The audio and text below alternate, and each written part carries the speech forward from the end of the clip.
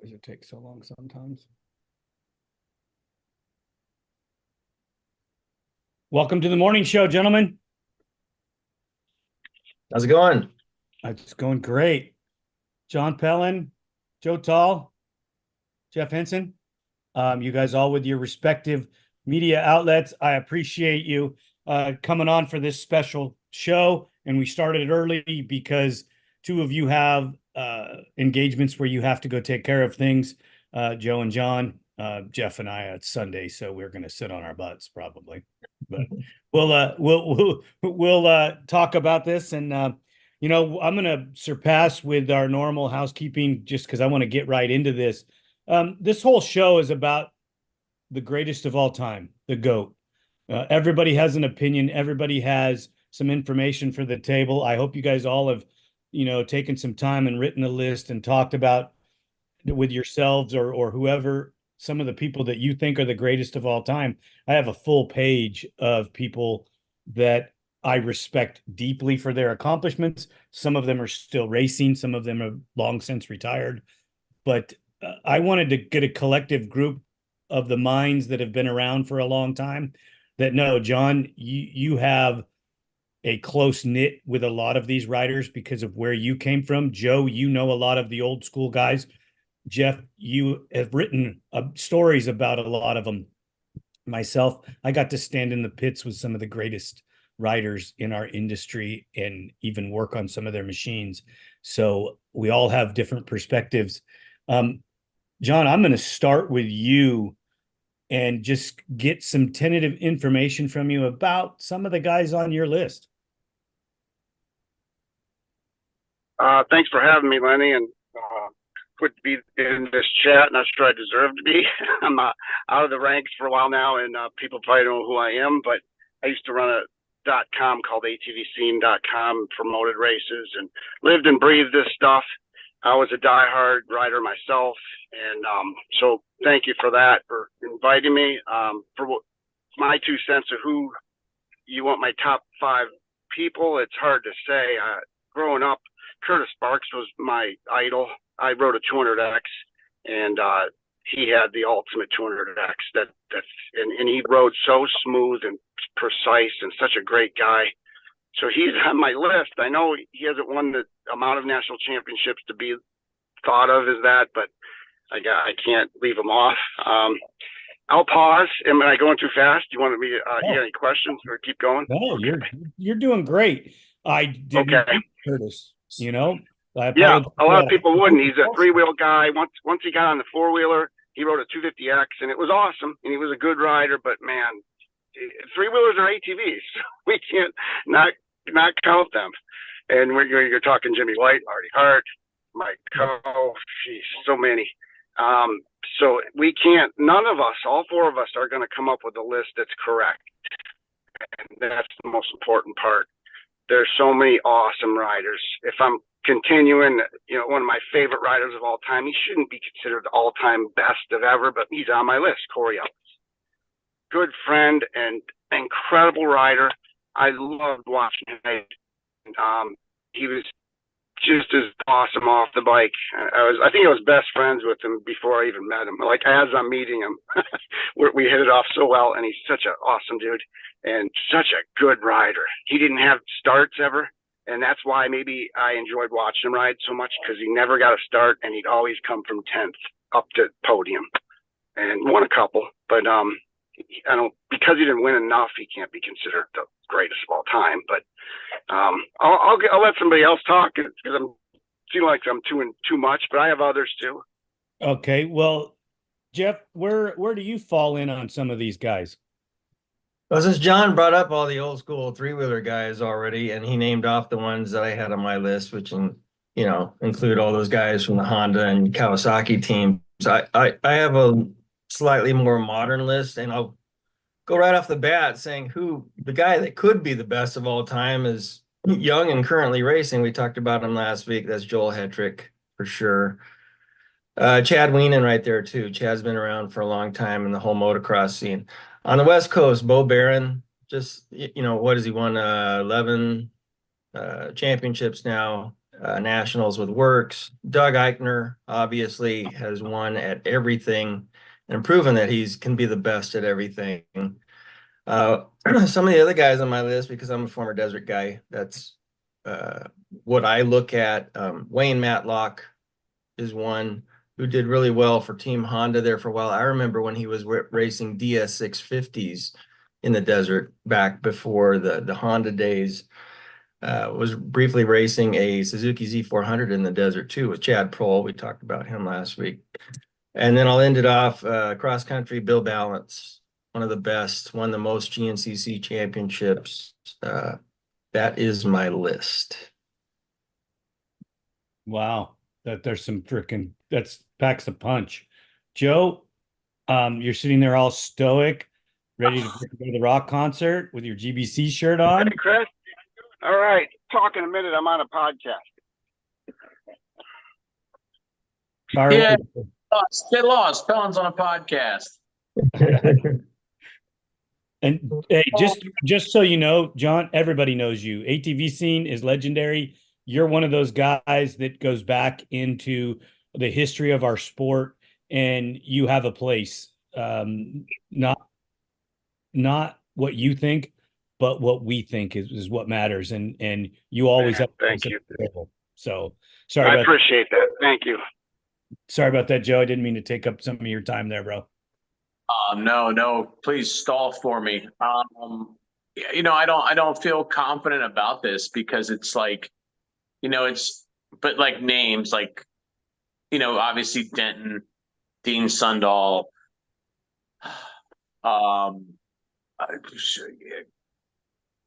Barry Hawk. It's just difficult to name five because so many of these guys are specialists. It's hard to find guys that have done tons of disciplines and done it really well. So to me, it's not so much about the championship run in any single segment. It's the guy who could go podium in pretty much anything. Top five motocrossers all time would be easy. Well, easier.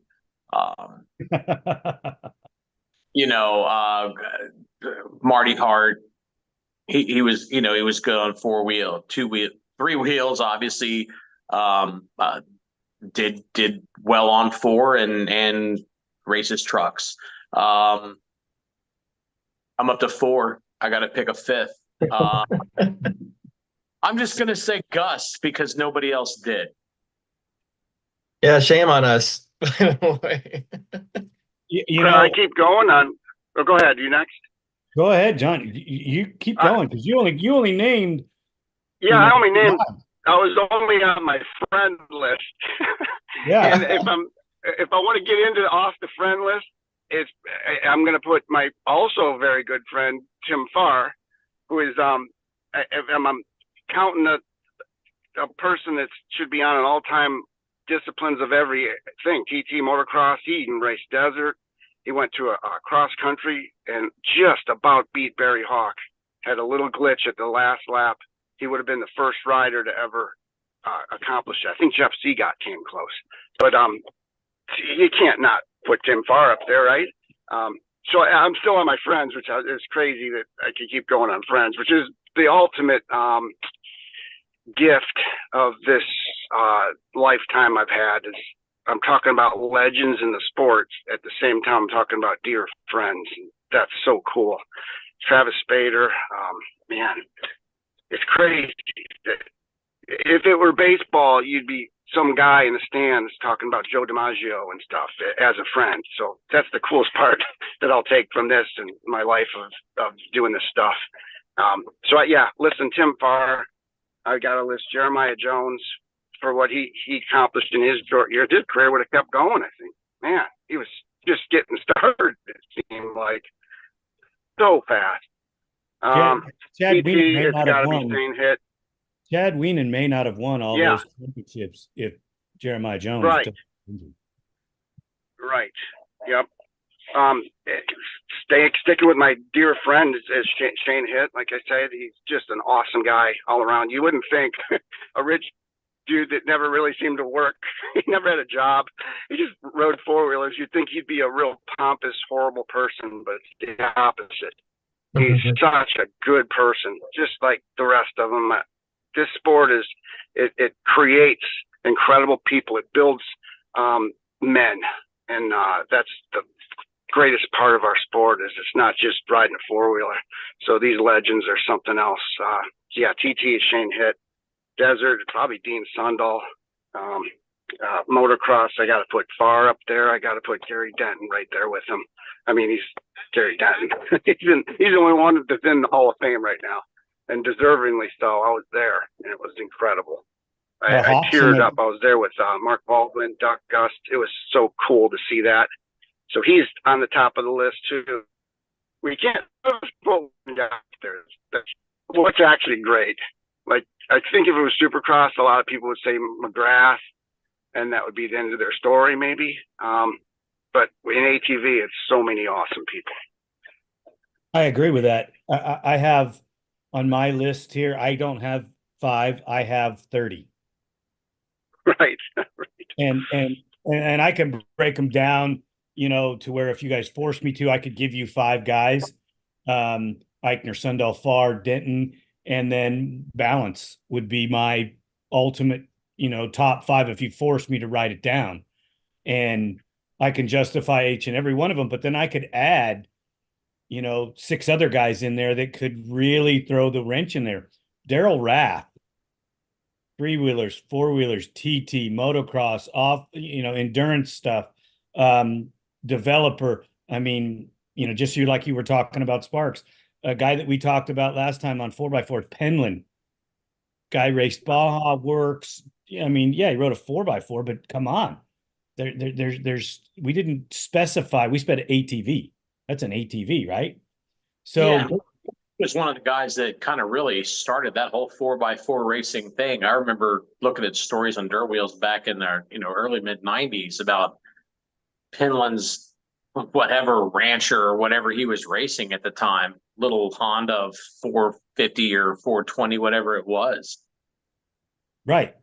He started a whole movement, so you could put him in that realm of, one of the great creators of it.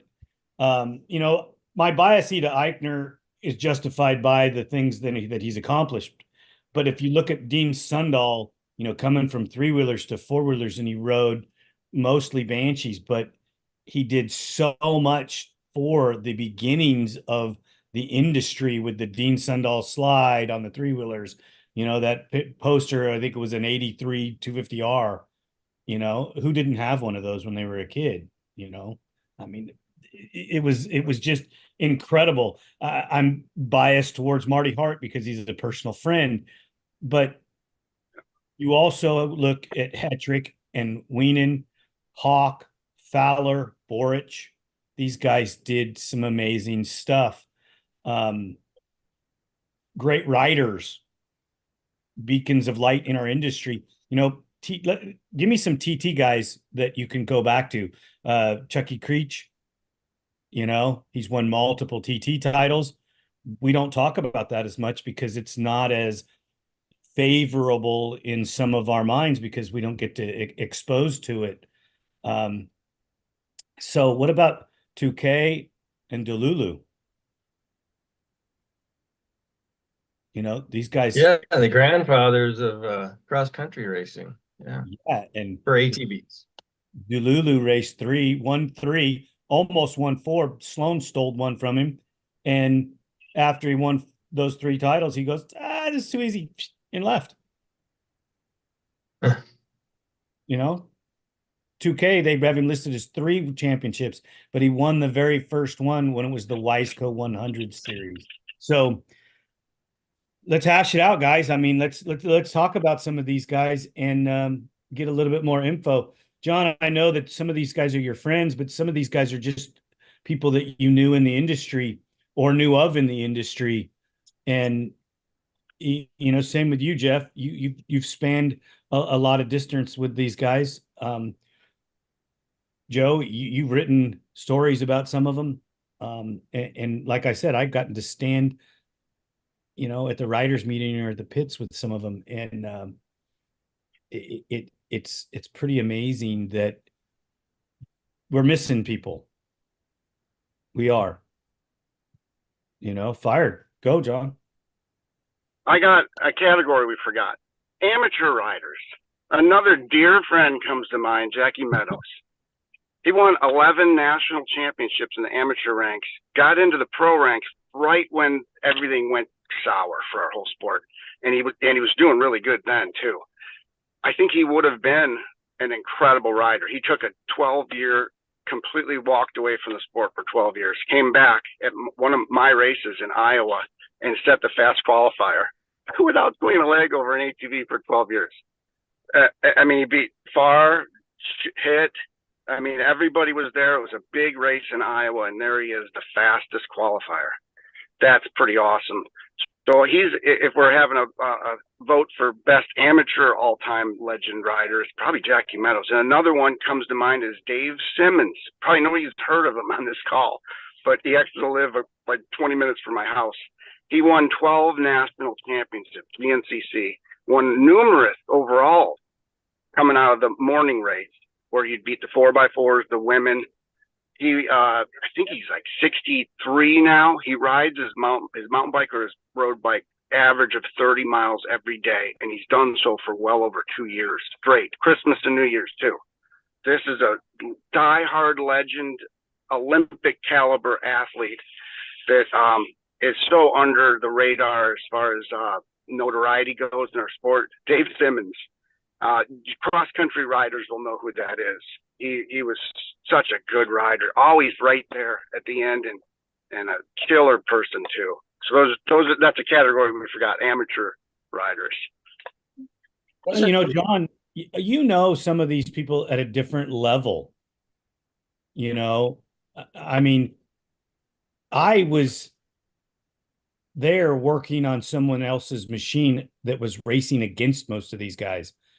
Right. So I have a totally different perspective. You were in a trailer in the back French motor actually walk around the pits and have conversations and go to dinner, and there was no carrying of a flag of somebody else, and so I cherish your guys' perspective a little bit more than my own, because I've had to grow into the respect and really understanding how great some of these guys are, because they didn't ride my machine, and when we were young and stupid and think that only our stuff matters, you have to wake up one day and go, you know what, that guy's freaking nice guy, and he rides really, really well, even though he's never touched my bike, and it's called growth in humanity. So I want to get a little more perspective from Joe. He's sitting there like getting ready to go to the rock concert, and he's got a lot of information that needs to come out.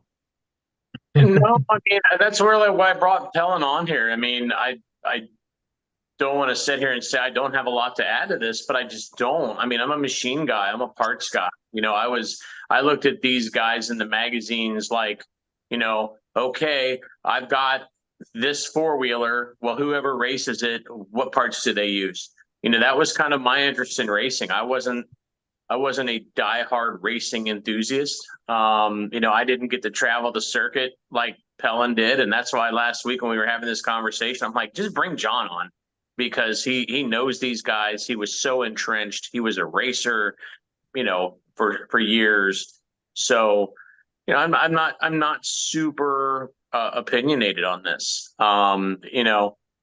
Sorry, I don't feel like an expert when it comes to picking top racers in the sport. But yeah, I don't think we're picking them. I think we're just having a conversation about all these great champions.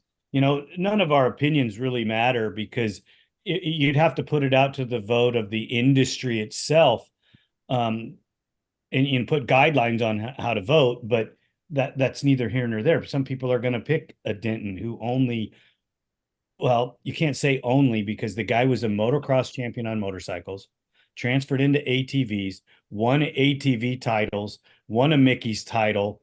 He did it when it was TT and motocross in the same year. I believe, if I'm not mistaken, his strong suit was TT in the beginning, but he won motocross races and finished well enough on the podium at the motocross events so that he would always have the titles. And I didn't do the research on Gary to break it down, but he was more than just a great rider. He was a tactician that outsmarted everybody else and knew how to win championships. So you could easily put him in a category above everyone else. Hetrick and Wienen, they've only won motocross races. Go ahead, John. You don't have to put your hand up. You just freaking spout up. Just talk, bro. I want a couple more categories. Women and who's done more notoriety toward the sport. That kind of needs to be a category almost. Like lending credibility, boasting more eyes on our sport. Matt Coulter, the Kangaroo Kid. Maybe he didn't go out there and win races all the time, but man, did he draw a lot of attention to our sport. Never disrespected it. Always used his Evel Knievel type stage to show people the awesomeness of ATV racing. And then the women's is a whole new category we could spend some time on, because there's some really good riders out there. That's a whole different conversation and a whole different category, because you can't compare the women champion to the men champion and greatness. I know, but weren't we breaking it down into little categories? So we can. I brought that up. I guess I made that up. Yeah, I hadn't thought about it. I was going to use the women's for a totally different show. Okay, let's do that. That's smart. We'll get another show out of the women's, because it deserves its own. Probably, you're right. It does. It deserves its own platform, because these gals, not to take away what we're talking about, but these gals, evolved with the ATV, and have done some spectacular. I have amazing respect for these gals. They kill it. I know it's funny that John brings up Matt Coulter, because it's like Matt Coulter is probably the most viewed ATV rider ever. Like, who hasn't seen that dude puts his four-wheeler on top of a steamboat, land in the river? I mean, that's been played on TV so many times. And like, Joe, wait, hold that thought. I got one even better. We promoted a Guinness World Records attempt. It was Fox Television, Tuesday night prime time. I mean, the kind of views it got was millions. And then it was such a dramatic shot of him crashing, trying to set the world record ATV distance jump, that they continued it to the next week. So it got 2 primetime spots. I'm told after it, the segment producer at Guinness, LMNO Productions, I remember, the guy says, "You're not going to believe this, John, but your segment, the Orville, Ohio ATV National, which set the Guinness World Record the Guinness World Record ATV attempt, drew the largest audience of that show's 9-year history." Is that incredible? That one event, remember, I don't know if you guys remember the show, but it was Guinness World Records prime time, and they had the most worms ever eaten, the most dishes spun on your finger, stupid stuff. But Matt's record attempt was their best episode. So maybe not one of the top 5 racers of all time, but certainly one of the most viewed ATV riders ever. Yep. Pretty cool. And I got one more thing about that. I wrote in the margins. I remember, this is so good. In the contract with Matt, it was between Fox Television and LML Productions. There was nothing about showing the ATV race on the TV. So in the margins, we wrote, must show at least 10 seconds of the actual race, and they did it. So they showed ATV racing on the TV on primetime Fox Television. It was great. I believe in my heart that good memories. I believe in my heart if they would put ATV racing on television, motocross, GNCC, real television, mainstream, the growth in the industry would be so large we couldn't handle it. I mean, with numbers like that, I guess if we do the top 5 ATV promoters of all time, we'll have Dave Screws rolling over in his grave when John Pellin makes the list, since millions and millions of views. He'll be laying there smoking a cigarette, pissed. That's good stuff. Exactly. Exactly. I agree. See, John, you do have a place here. Thanks. You think your time has passed, but you have a dimension to this that, Joe understands, and he brings me into some of the things that actually I was there when you were doing it, but I was so busy working on Right. shit and paying attention, Right. Well, if we're talking dear friends, Joe, you're also one. And the way he stuck it out with ATV on demand is pretty remarkable if that's the category too, because we've been kicked in the teeth, haven't we, Joe? It hasn't been easy, but it's there's all sorts of categories we can talk about. Right. I get it. Let's get back on topic a little bit. Jeff, you've been patiently sitting there listening to what we've said. Some good answers. Huh? There's some great answers here. Yeah. Some great riders. What is your overall, thoughts on some of it? Well, John brought up, who brought the most notoriety to the sport. I would say who's the greatest, as far as pro riders goes, who are the greatest ambassadors to our sport? And in that category, I would put Bo Barron. He's just approachable, incredible rider, helpful with even his closest competition, giving them hints and helping them out at every race. I've seen him doing that.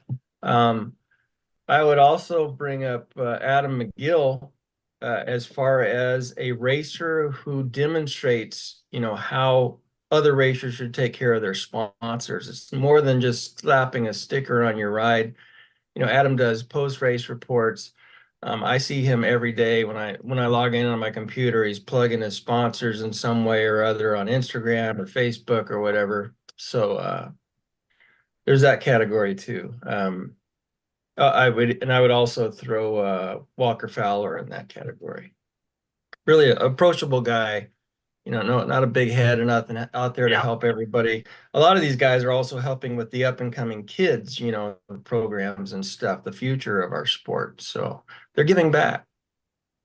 I would like to add to that category with the people that are beacons of light. Gary Denton, when I was a green young man just learning my trade, obviously I'd worked on stuff because the family business and so on, but I'm at one of my very first Mickey Thompson races, and Gary Denton shows up at our pit, and he knows my brother and he knows Don Turk and the guys that are there, and he's talking to all of them, and he sticks his hand out, shakes my hand, introduces himself, and then treats me like gold. I'm nobody. Yeah. And he does this. That's how he was. Yeah. Every time that I've met that man, spoke to that man, he's treated me the same. It's never changed. I witnessed it many times with Gary. You're right. Good comment. Yep. It's just I've gotten to meet Daryl Rath is one of those guys too. Whether you love him or hate him, and I think more people love him than hate him. Some people buy product from him so that they have a different opinion. But when you sit down and talk to Daryl Rath, he's intelligent, he's smart, he's a nice guy. He really is, and he loves the sport. So you have to look up at that. One of the other guys that we didn't bring up is Wes Miller. What about the exposure that he brought to the sport? Yeah, absolutely. Well said. And his videos, and I mean, he was also a racer. He raced Mickey's. So like I said, the people that we wrote down on here, there's just so many more that we're just missing and not catching them all. I would have to define it, if you take and lock it down to the riders that rode multiple disciplines instead of just one and were beacons of light in the industry, where would you categorize them and how could you bring it down? And then if you broke it down to who was the greatest motocross guy, who was the greatest XC guy, who was the greatest, TT guy, then it changes the dynamic of our conversation. I was really broad in asking my question, and that's why it's brought up so much discussion, and on purpose. You guys have been more than valuable, but Jeremiah Jones also, because he stopped racing because of an injury, look at what he's given back to the industry with the education that he's given to people and the amount of tutelage he's given to people. That puts him in a category all on his own, in my opinion.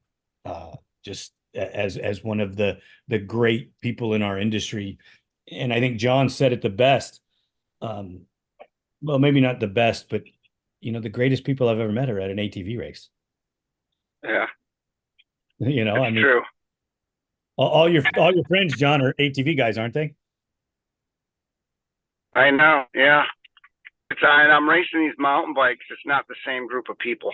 It's even the dirt bikes probably are similar, but man, the ATV guys have just been kicked in the teeth so often and so much that they can relate to us, and they're awesome people. Every one of them, not every one of them, but so many of them. I agree. Right. That was when I was racing, half the fun for me was the camaraderie and hanging out and camping out with my friends who were ATV riders. I haven't raced an ATV since 2010, but my best friends, the people that I hang out with today, are the guys that I raced with. I mean, we made some heavily bonding connections there that just are going to last a lifetime. And I miss that. I keep talking about getting back into racing because I miss some of that, but it's still there, from way back in the day.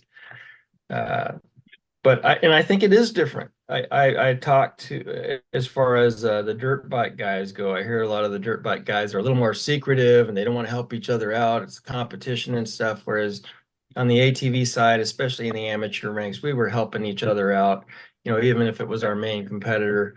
That was the one thing I really looked forward to, was hanging out with that elite group of friends that we raced it, once a month at least.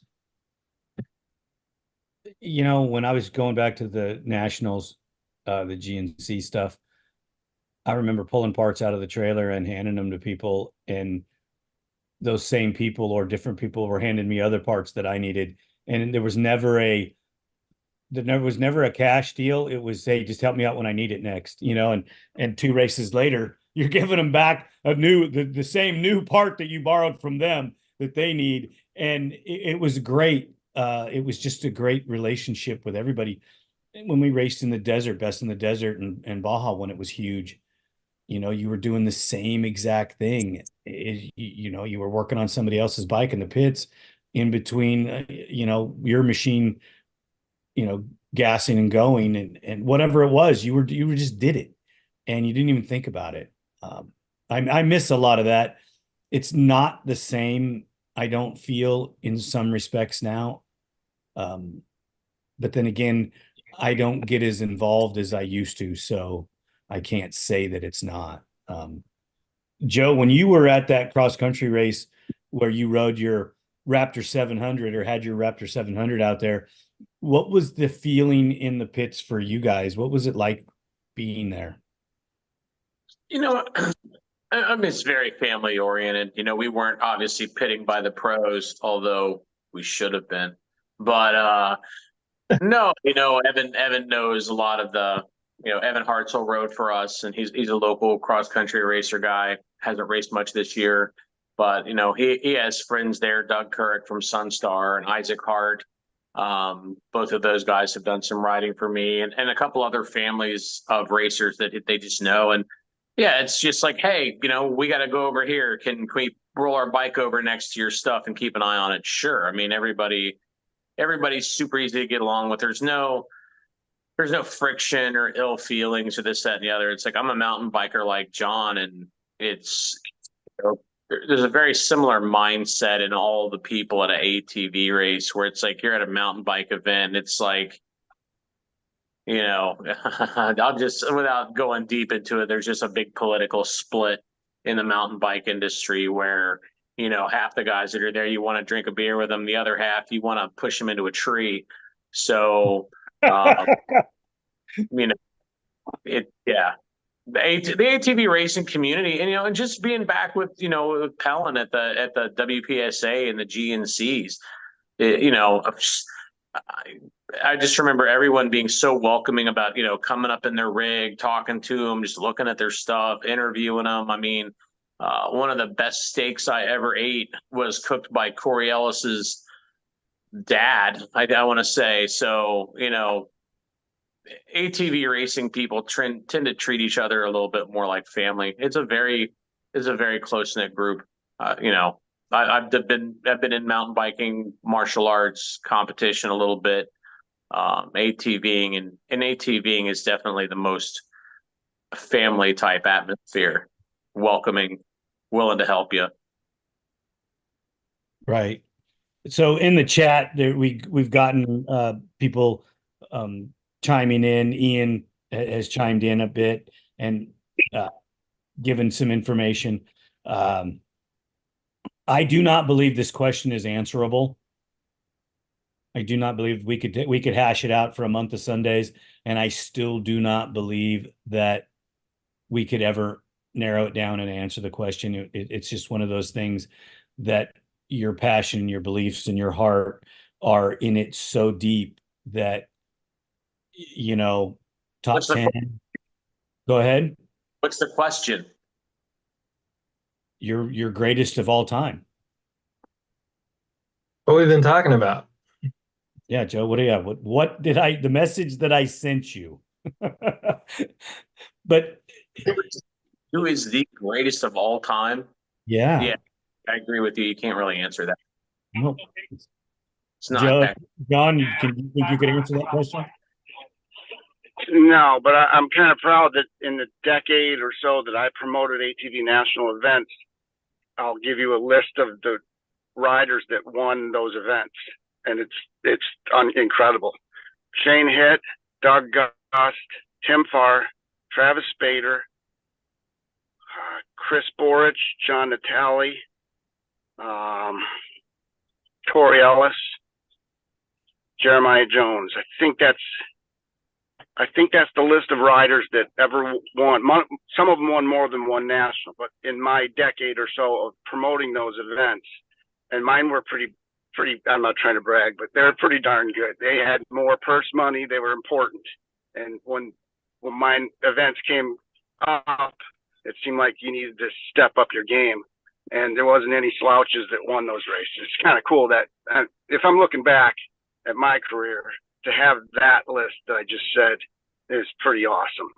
Good bunch of riders. And one of those you might name as your all-time legendary best rider of all time. Maybe it's Farr. There's a lot of good riders there. Well, yeah, I think Timmy's definitely on the short list, based on his accomplishments in the industry overall, you know, and the fact that he was new. You could never get him to talk much, but he was just a great dude. I got the stories. Tim tells me stories that help me with that. When I said that under my breath, maybe it's Farr, because I hear the stuff that went on that he doesn't tell anyone, he's not allowed to tell them, the stuff that he was testing for Honda and kind of still is even, the KTM adventures, the Baja experiences where these just stupid little things that happened that could have changed. But I guess facts are facts. He didn't win in Baja 1000 ever, but I don't know. He's done more than just been a great TT rider. So he's definitely on my top 5, you know. Yeah, you look at his overall career and you add all that stuff in. And that's kind of what I was getting to, you know. It's so difficult to answer the questions. I heard a rumor, and I don't know if I'm allowed to say this, Joe. Don't say it. I heard a rumor that in 2025, Yamaha is going to have a whole new different 450. I've not heard that rumor. Cool. Yeah, it's going to be a Just brand when new, we thought it was over. All right. Huh. I'm betting Wow. no. I'm betting no. or maybe it was 26. It was 25 or 26. They're going to convert it to the motorcycle engine and have them all be the same. Oh, that would be outstanding. Yep, that's what I heard. I want to know where you heard that. Um, You can I tell me afterwards if you want. I can't Yeah. divulge my sources, but in the chat, Blue Cat 24, 24.4 or whatever it is, ask if we thought any of the manufacturers were going to produce sport quads, and my answer is no. 20, no. Yeah, they're not gonna do anything for us ever again. But, Yamaha is the only one we need to support. Yamaha, piss on the rest of them. I'm at a point where I have to bounce. My other cameraman's going to be here in about 20 minutes, and we got to load. I got to drive 2 hours to go collect 10 minutes of footage, so I can effectively wrap up my Raptor Scrambler Renegade a little comparison video that we're working on. So I reluctantly have to bounce. But that's a good lead in for in the chat for Jeff talking about what's been going on Dirt Wheels this week with some comments regarding sport quads and what the aftermarket has to say about it, because that's pretty exciting. Oh yeah. You're acting like you don't know what he's talking about. Who, me? Yeah. But gentlemen, No. Joe, thank you so much. John, I know that you're getting ready to do your thing as well. Yep. Go ahead, Jeff. I was just gonna. Well, we did. I put something up. 1 second, Jeff. Hey, everybody, Okay. make sure that you reach out and subscribe to ATV On Demand and UTV On Demand. Joe Tolle takes great care making these videos. Joe Pellin. You gotta love him. You could do it in age. I don't know if I recommend it, but it's possible. Right. Make sure you guys subscribe where you can, please. Take care of Joe. He's out there taking care of you. Joe, have a wonderful day. Enjoy the rest of your working, and make sure you're careful when you ride those Polarises. Oh yes, sometimes they tweak. Right. Just be careful. See you guys. See you later. John, I'm gonna let you go do your thing because you got to focus and take care of it. It was a pleasure having you. You're welcome anytime. And like I said, you have a place here, brother. Your spot in history was one of the probably most aggressive, competitive time in the industry. And I just want to make sure that you know that. And thank you for all that you've done for us. Thank you much. Yeah, it feels like our spot on this world, the few years that we did witness the peak of ATV racing. It was incredible. The amount of riders, the talent pool was so good. From the 80s to 90s, 2000. I don't know if it'll ever be as good. It was awesome. So yeah, I agree with you. It was so time well spent. So thank you for having me. I'm off to race a mountain bike, which is awesome. I'm loving that, and I will come back. This was fun. Thank you. All right, brother. Yeah, we need to do a show on top 5 ATV scene girls sometime. Yeah, that was good fun too. Yeah, I bet it was. Good times. Yep. All right, buddy. Thank you so much. Good seeing See you, ya. John. Okay, Right man. back. Take care, Jeff. Good. Go Dirt Wheels. See ya. See you later, brother. Jeff, let's address the conversation about the chat that was in Dirt Wheels, and you can explain that. Joe led us into that portion of the conversation. Well, we've been hearing, from guys like you at Duncan, that you cannot keep up with production on sport quad parts. And I ran another story this week that we've run before. I did this at the end of the year last year. We went out and did a tour of the Lone Star factory here in Phoenix, and ran a story again the other day talking about if sport quads if there's no longer any market for sport quads, then why are all of the aftermarket sport quad manufacturers that make parts, why are they so busy and selling everything that they make before it even, hits the floor? And Lone Star popped in and they said, yeah, it's absolutely true. And right now that their, facility, which they had been building some high-end UTVs and stuff for racing, they've actually gotten back to the point where 60% of the production of the parts that they're making is for ATVs at this point. And they can't keep up with the demand. And Lone Star is not a small building. It's a huge warehouse, where they pump out a lot of parts. And a lot of it is vintage. A lot of it is the newer stuff. So there is definitely an uptick in the ATV scene right now. So we're just seeing signs, that the market is definitely there, and we don't believe what we're hearing. Well, I don't believe that you're going to see a Japanese manufacturer bring the next 450 Sport Quad. I believe that it's going to come from China because it doesn't seem like the Japanese manufacturers are interested or care. I think they're, like Joe says, I think they're chasing the UTV dollar, and they're not going to get it. Right. Yeah, I think he's right too, and I think it's not just on the UTVs; it's in the accessories that go with those. They can sell more accessories for a UTV versus a sport quad. Most sport quad guys like to go to an aftermarket company like Duncan or Lone Star or whatever to build their machines to be worthy of racing, or just holding up really well.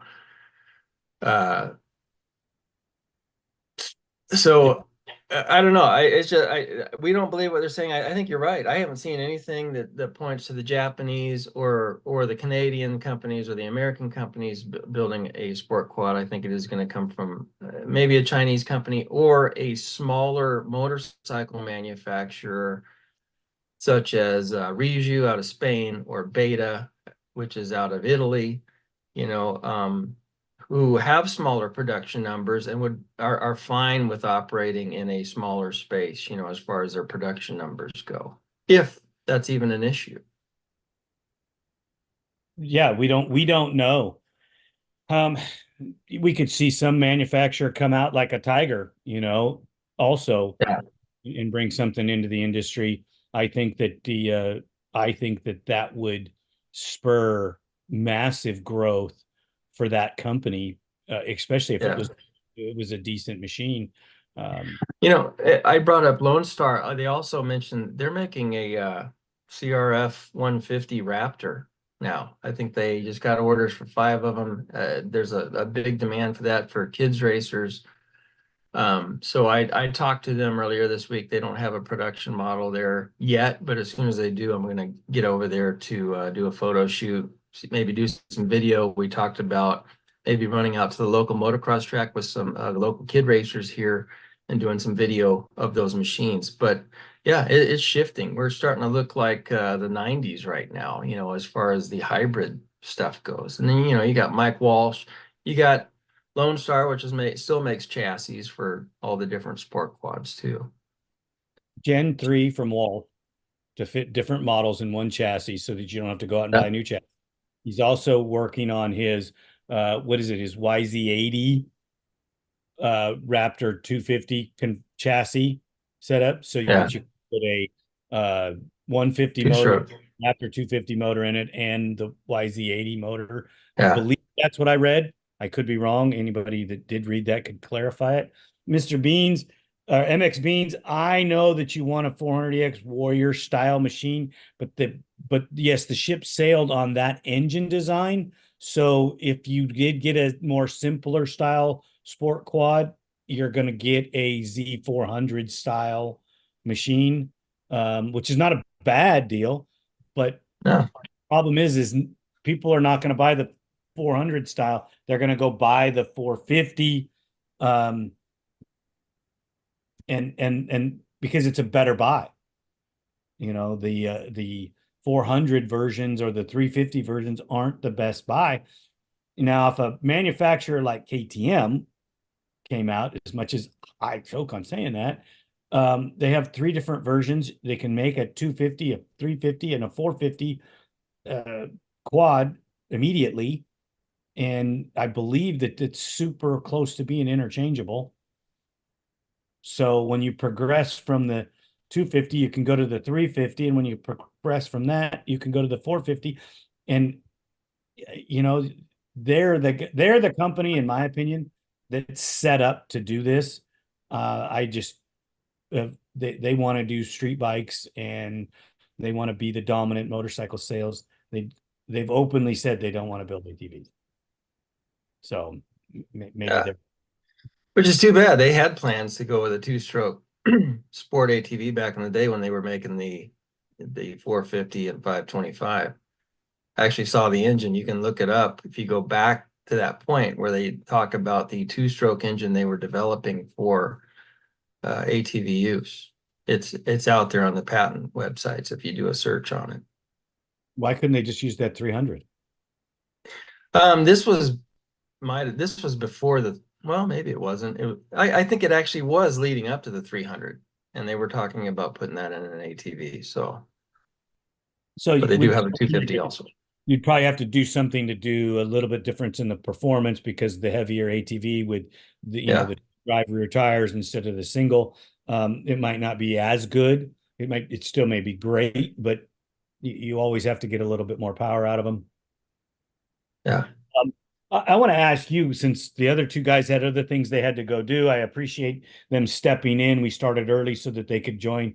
How do you think our discussion on, pick your GOAT went, and with the names that we brought up and the topics that we talked about? I think it went good. I'm sure there's some names there that we aren't.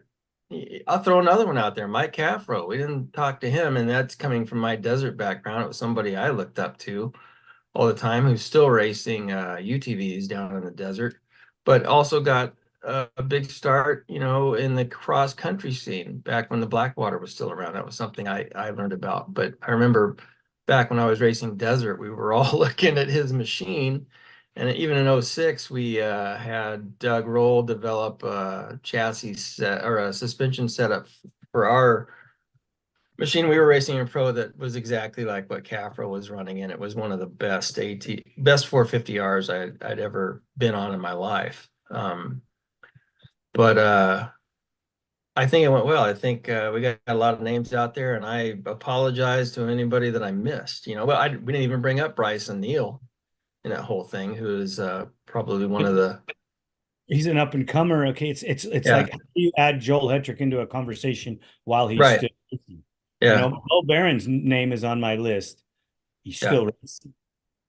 When you take him out of the racing and put him on the retired list, this is where it comes to be. And I wanted to break it down to, you can't pick a guy that's only raced one genre. Yeah. You can't. I think it's difficult. You and I talked when I was out there last week. I think we were talking about how it's kind of hard for some of these guys to race different genres because their sponsors won't allow it. You're supposed to race this one sport. You're the best at this. We want you to be the champion here. Don't take a chance somewhere else. That's an issue today. Whereas a lot of these guys were racing a little bit of everything back in the day. I think the sponsorship thing has changed too, because back in the day when Eichner was running with us, we owned all of his bikes. We just get on it. Okay, handed him a plane ticket, or we jumped in the box van, whatever we did, he just showed up, Right.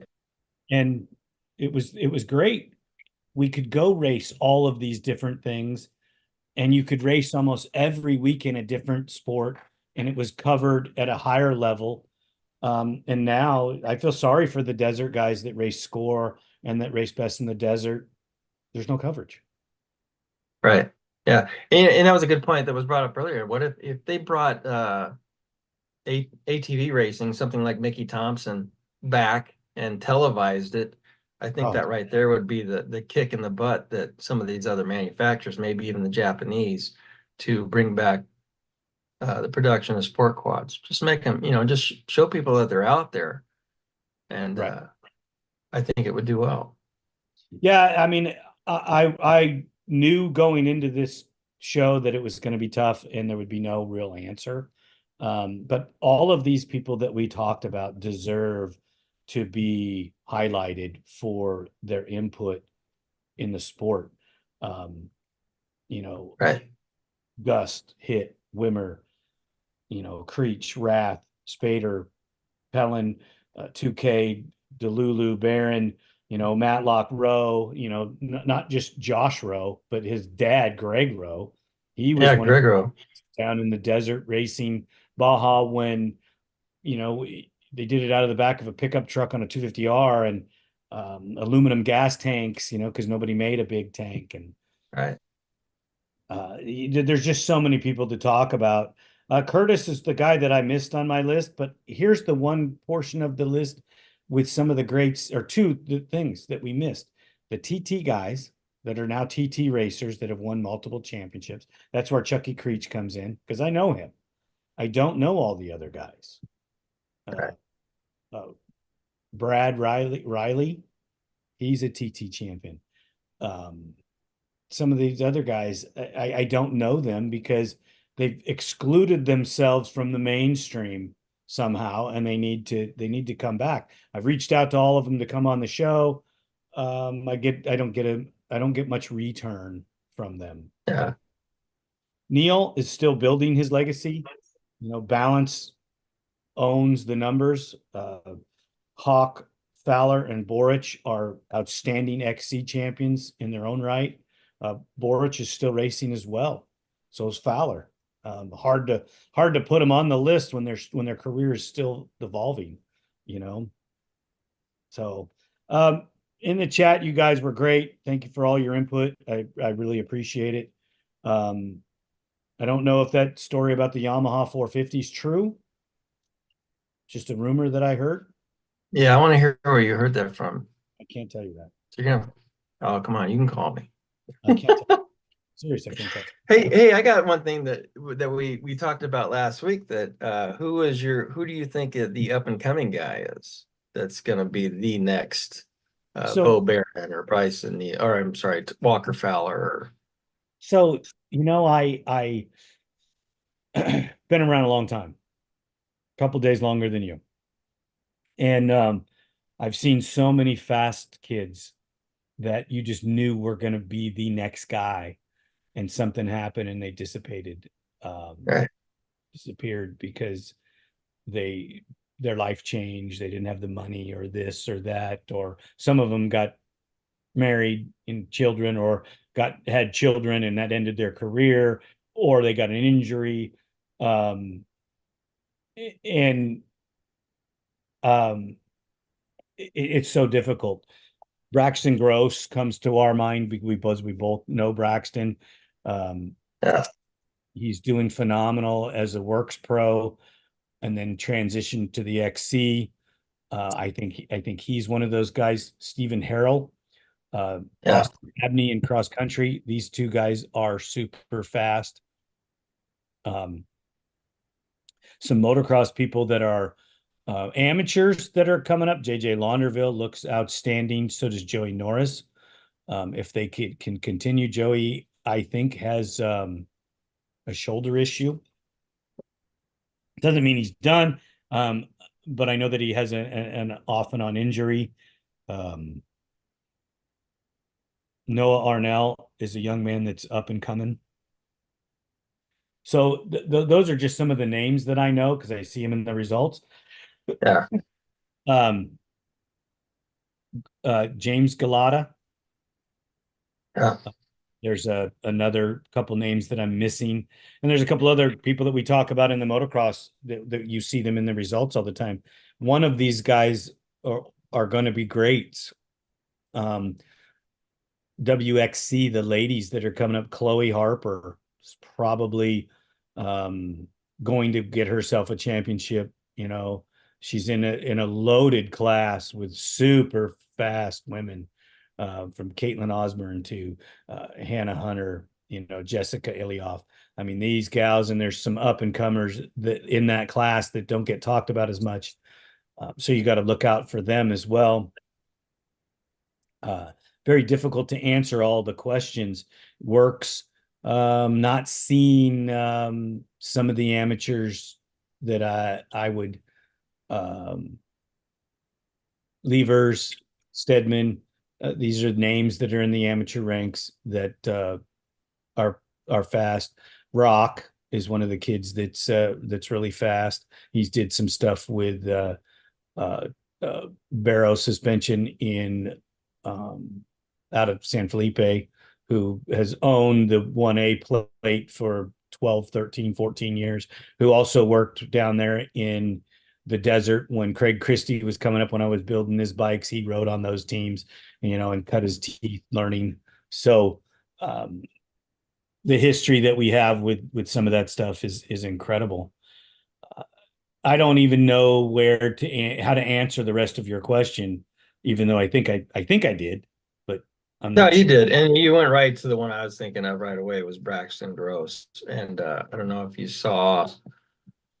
Well, first of all, he's racing Works and GNCC consecutively, and there was one weekend where he was racing GNCC in Tennessee on Saturday and Works in Southern California on Sunday. And he won the Works race. I think I don't remember I don't think he did as well at GNCC, but I'd have a he said good. after that he didn't want to be known as the sand guy that wins at GNCC, and then he won XE2 in snowshoe, which I haven't watched a lot of the video. I don't know if it was as wet as it was last year, but I heard there was some water there. It was mud holes because they always have them there, but for the most Yeah, part, the track was dry, rough, and the story of the portion that I got out of it was that he didn't dominate. He was there, and he just had all of the things fall his direction at the end of the race, which yeah, in XC racing, sometimes it's that way. You can be the fastest guy and end up fifth because one section of the course, the lappers took you out. yeah, Followed that line, and the other line was the line you should have took, but you don't know that until you're there. yeah, You crash. Really like talking to Cody Collier. He's in a death battle with Brandon Frazier for the 4x4 Pro Championship, and Brandon Frazier's having a great year. Collier's struggled a bit. To get that third championship is always difficult. Um, so those guys are great, and there's some upcoming guys that are probably going to win some races in that 450 class because they're catching them. yeah.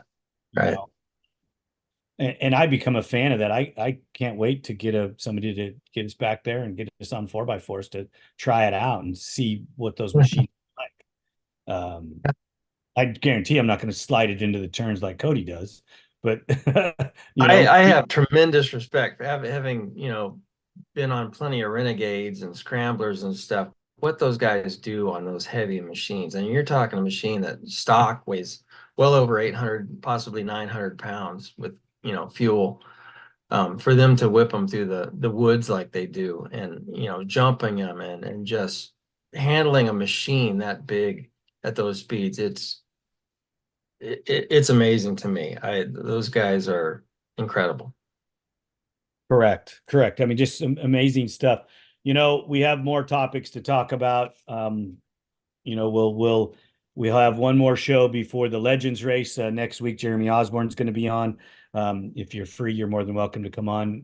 Because Dirt Wheels really needs to talk to this man because he's promoting this. So I would hope that Jeff Henson from Dirt Wheels is there. Joe Tolle will probably be there as well, and we'll get the insight on the Legends, break it all down, talk about the Legends, and really get into what the Legends are and go from there. Everybody in the chat, thank you so much for being here. I know that we didn't pick your all-time great, the GOAT, but there are too many to pick from, and I have my favorites, and Jeff has his, and Joe has his, and everybody in the chat has theirs.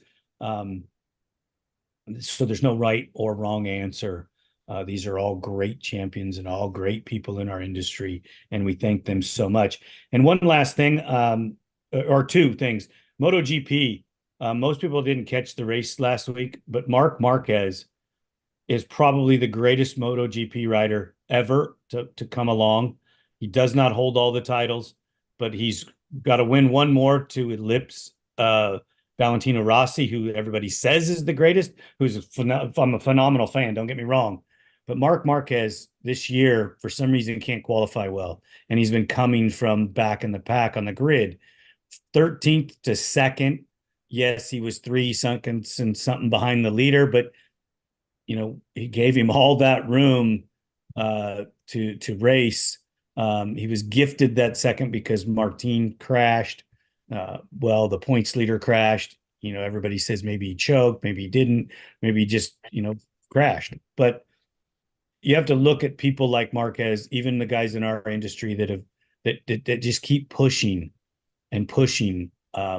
This guy is a phenomenal rider.